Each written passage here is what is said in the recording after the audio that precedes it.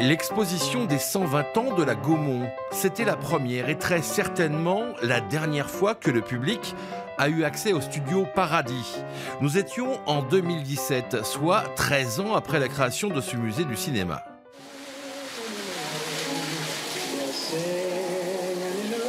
Il n'a jamais pu ouvrir ses portes pour une question de propriété intellectuelle. Les décors sont directement inspirés de grands films comme Chantons sous la pluie ou encore West Side Story. Les droits et autorisations n'ont jamais été négociés.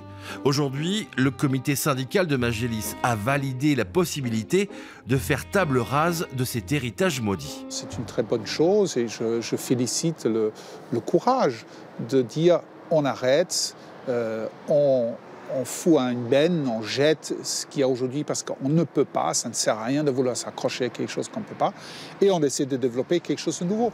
Une gabegie qui a coûté 13 millions d'euros, un véritable boulet dans l'histoire du pôle image Magélis, pourtant auréolé de succès.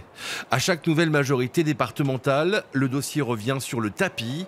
En 2014, un nouveau projet pour créer un musée du film d'animation est abandonné.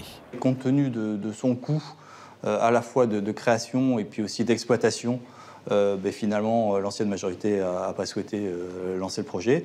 Et là, finalement, nous, on a donné quand même une consigne claire en disant il faut que ce soit un investissement supportable, il faut qu'on atteigne le petit équilibre, c'est-à-dire que le fonctionnement soit pris en charge par le gestionnaire de ce lieu. Dans ce dossier, le département a dû rembourser à l'Europe une partie des aides accordées pour ce projet, soit plus de 2,5 millions d'euros.